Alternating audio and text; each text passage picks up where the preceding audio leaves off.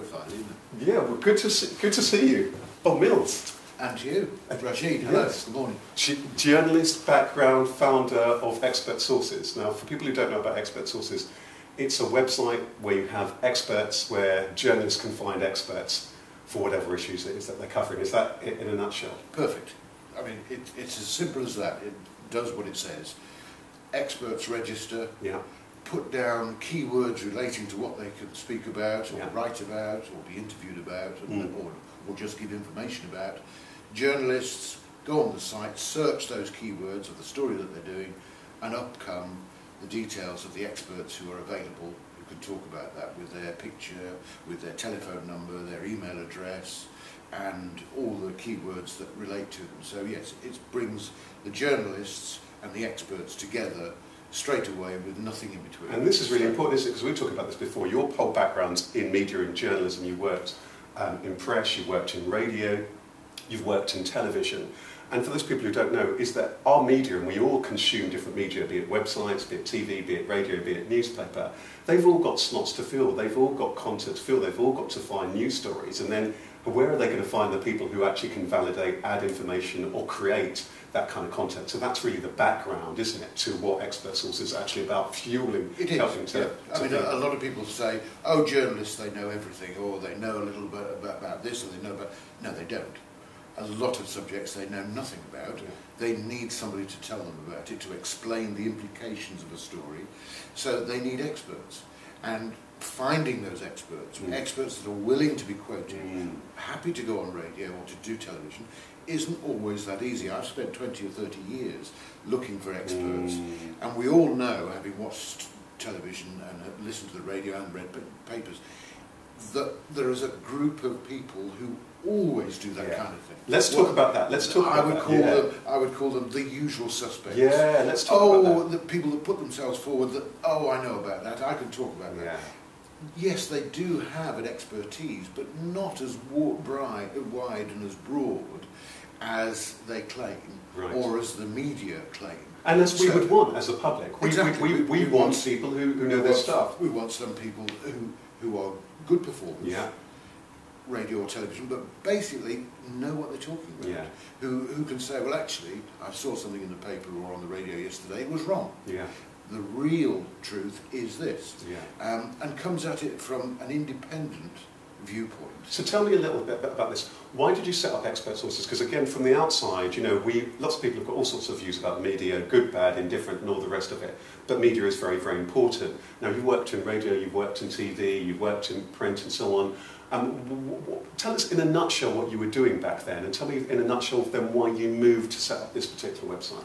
Because, as I say, for 20 or 30 years, you'd walk into a newsroom in the morning, the news editor or someone would say, this is your story today, find out about this, get an interview about this, get a television interview, find experts, and you sit there and go, who do I call? I don't know.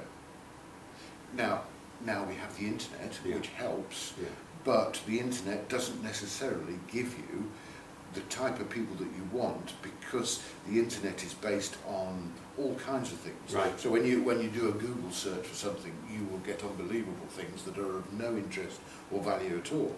And eventually you'll find an expert and you think, right, I'll give them a call. You manage to get hold of them and they say, I don't do media.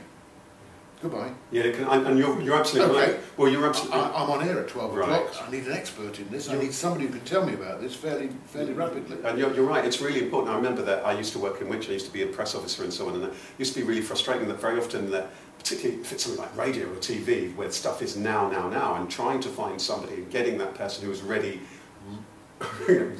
pre-cooked, ready to go, is really, really important, and willing to speak and find that person. But also, you want someone of the opposite view, who is also an expert. So a lot of media, particularly radio, likes, hang on a second, here's a topic, let's look at it from this angle, but there is another one, and another angle. So we need 3 experts. We need 3 experts to discuss something. At the moment I can't even find one. So the advantage of Expert Sources is that you can find experts in one subject, you might be able to find 10. Well, so that gives you the choice. It gives you the choice of man or woman, young or old, or someone from Scotland as opposed to someone from Wales, or always in London. I mean, how many times have you seen radio and television? Oh, look, they just happen to come from a university 3 minutes from the studio in London.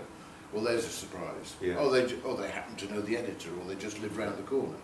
But so the advantage of expert sources is saying, hang on, I may be in Nottingham, but I am an expert. Right. I may come from Aberystwyth, but I am available, I am on the phone, I can help, I can write articles, etc. So tell me, how do you deal with the issue? When I used to work in media, and we used to train people to be, for example, I used to work at which we would have quite a rigorous process about who we would put up, what experts we would put up for what, depending on the nature of the show, how high profile it was, what technical expertise they needed, and so on. What's your take there at expert sources? We were just chatting about this outside, and I thought it was really interesting what you were saying there, because there's all sorts of people who want to be in front of the media, isn't it? We're in this super media age about TV, radio, and people wanting to be on television, radio, and the press, and so on. What's your take on that, and what's your philosophy at expert sources? Our philosophy is that not everything is national. There's a lot of regional media, there's a lot of local radio, regional newspapers. There are all kinds of areas where anyone with an expertise can put themselves into that public domain and get valuable editorial publicity. I mean, we know, you and I know what editorial publicity is. It's free. It's somebody is being quoted in the newspaper or on the radio or seen on the local television. They are there because they've been recognised as actually knowing what they're talking about. Now that kind of publicity, it's priceless. It's priceless. It's priceless, because somebody has turned to you for advice and help, and here you are in the media, and you're now giving that advice to maybe 1 million, 2 million, 3 million readers or viewers or listeners, and you are in a position then to be able to, and people will hear that and they will understand that you know what you're talking about. So it's not only necessarily national, it's regional and local as well. And let's talk a little bit about, and we touched on this before, you know, from the public's point of view.